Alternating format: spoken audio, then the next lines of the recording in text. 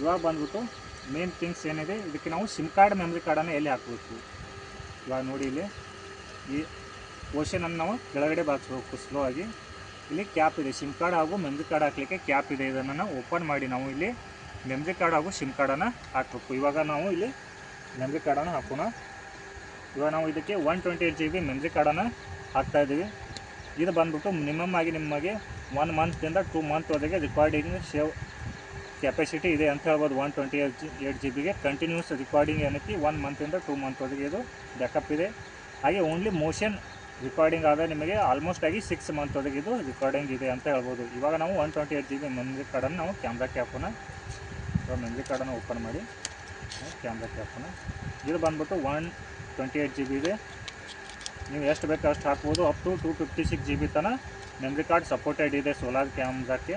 ಇವಾಗ ನಾವು ಆಲ್ಮೋಸ್ಟ್ ಆಗಿ 128 ತನಕ ಹಾಕ್ತಾ ಇದ್ದೀನಿ ನೋಡಿ. ಇವಾಗ ಮೆಮ್ರಿ ಕಾರ್ಡ್ ಇಲ್ಲಿ ಲೋಗೋ ಇದೆ, ಮೆಮ್ರಿ ಕಾರ್ಡ್ ಯಾವ ತೆಗೆನಾಗಿ ಹಾಕ್ಬೇಕಂತೇಳಿ ಲೋಗೋ ಇದೆ. ಆ ಲೋಗೋಗೆ ತಕ್ಕಂಗೆ ನಾವು ಇದನ್ನು ಮೆಮ್ರಿ ಕಾರ್ಡನ್ನು ಪುಷ್ ಮಾಡಬೇಕು. ಇಲ್ಲಿ ನೋಡಿ, ಇಲ್ಲಿ ಮೆಮ್ರಿ ಕಾರ್ಡನ್ನು ಹಾಕಿ ನಾವು ಪುಷನ್ನು ಮಾಡಬೇಕು. ಇಲ್ಲಿ 2ನೇ ಸ್ಲಾಟಿಗೆ ಸಿಮ್ ಕಾರ್ಡನ್ನು ಹಾಕಬೇಕು.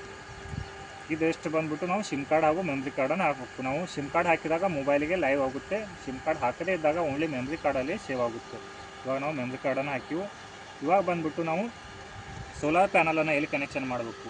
ಇಲ್ಲಿ ಕೆಳಗಡೆ ನೋಡಿ ಪಾಯಿಂಟ್ ಇದೆ, ಇಲ್ಲಿ ಪಾಯಿಂಟ್ ಇದೆ.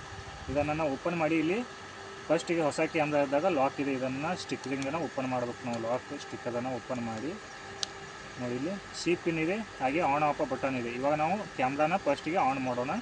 ನೋಡಿ ಫ್ರೆಂಡ್ಸ್, ಇವಾಗ ಕ್ಯಾಮ್ರಾ ಆನ್ ಮಾಡಿನೂ ನೋಡ್ಬೋದು, ಅದು ಮೂವೇಬಲ್ ಆಗ್ತಾಯಿದೆ.